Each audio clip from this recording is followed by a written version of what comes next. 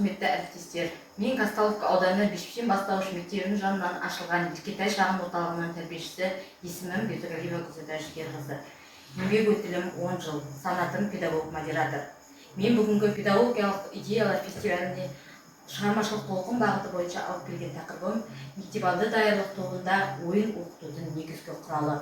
Мақсатына келсек, мектепалды даярлық тобында балалардың танымдық белсенділігін арттыру және оқу үдерісіне деген қызығушылығын дамыту мақсатында ойын әрекетінің негізгі құралы болып табылады.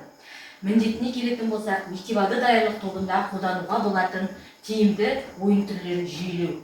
Екіншіден, цифрлық платформалар мен жасанды интеллект құралдарын кибербешін ойын арқылы оқытуды қолдану жолдарын көрсету. Үшіншіден, баланың ойлауын, сөйлеуін, зейінін, қиялын дамытуға арналған сабақ үлгілерін жасау. Төртіншіден, практикалық жобалар арқылы, ойын арқылы оқытудың нәтижелігін дәлелдеу. Өзектілігіне келетін болсақ, цифрлық қоғамда өткен қазіргі балалардың оқу стилі өзгеруде. Олар визуалды, интерактивті, тез ақпарат алмасуға бейім. Дәстүрлі оқыту мен әдістері балалардың зейінін ұстап тұруға жеткіліксіз. Сондықтан да осыған орай ойынды балалар табиғи әрекеттен, ал жасанды интеллект пен интернет ресурстарды заманауи құрал ретінде қолдануға мектепке дейінгі білім берудің тиімділігін арттырудың өзекті жолы болып табылады. Педагогикалық мәселеміз қазіргі мектепалды даярлық топтарында баланың оқуға деген ынтасын, зейінін тұрақты сақтау басты құндылықтардың бірі болып табылады. Қазіргі балалар тез жалыққыш және де ұзақ уақыт бір әрекетке көңіл бөле алмайды.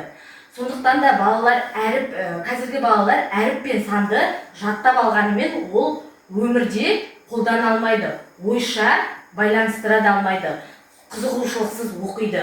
Әсіресе сөзбен жұмыс істеу кезінде балалар өз ойын жеткізе алмай қысылып қалады. Мақсатты шешім ойынды баланың іс әрекеті ретінде қабылдай отырып, оны оқыту мен тәрбиелеудің негізгі құралына айналдыруымыз қажет.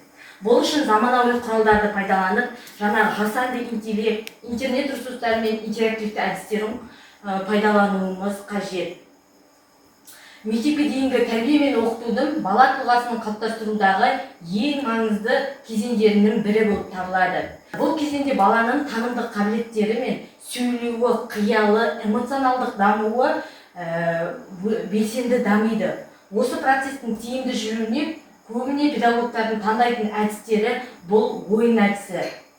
Ойын дегеніміз жалпы мектепке дейінгі жастағы бала үшін әлемді танып білудің негізгі құралы болып табылады. Балалар ойын барысында өзін еркін сезінеді және де белсенділік танытады. Жаңа білім мен дағдыны өмірлік тәжірибесімен ұштастыра біледі.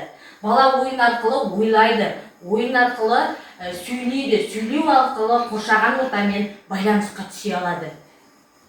Бүгінгі мен сабаққа қолданып жүрген цифрлық технологиялар мен AI құралдарын ойынға енгізу.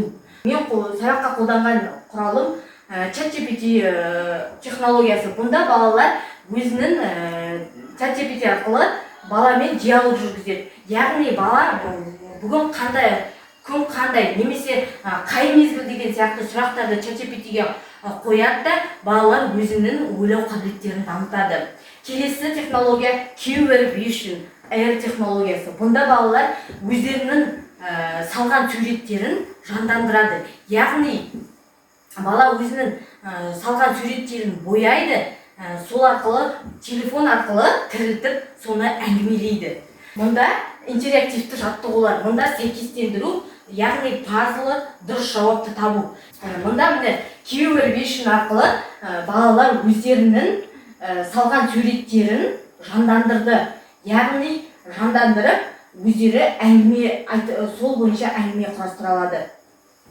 Мен және де сабақта жасанды интеллект арқылы балаларға сергіту сәтін жасатамын. Мұндағы әдісіміз геймификация әдісі. Геймификация әдісі дегеніміз деңгейлік тапсырмалар. Мұнда балалар өздерінің түстерімен чемодандар таңдайды, сол чемодандарға өздерінің түстерін апарып салады. Мысалы, сарыға сары, қызылға қызыл деген сияқты. жаңағы ойын дегенде ойынның рөлдік, драмалық ойындары бар. Рөлдік ойындарды пайдаландық. Рөлдік ойындар арқылы бала өзінің ойлау қабілетін және сөздік қорларын дамыта алады. Міне мұнда жаңа айтып кеткендей кейбір вишн әдісін қолдандық. Бала өзінің суретін салып, бояп, бірігіп жандандырдық. Енді қорытындылай келе, ойын баланың тек қызығушылығын қанағаттандыру құралы емес, ол терең оқытудың кілті болып табылады. Қазіргі заманда баланың қызығушылығын пайдаланып, білімге басты назар аударуымыз керек. Мектепалды даярлық тобында ойын әрекетін оқытудың негізгі құралы болып табылады. Ойын арқылы бала білімді еркін қызығушылықпен қабылдайды және де өмірмен байланыстырып, өзінің жеткілікті топпен қарым-қатынас жасауға дағдыларын қалыптастыра алады. Қорытындылай келе, балалармен бірге ойнаңыз, сол сәтте сіз болашақтың білімнің іргетасын бірге қалайсыз. Назарларыңызға рахмет.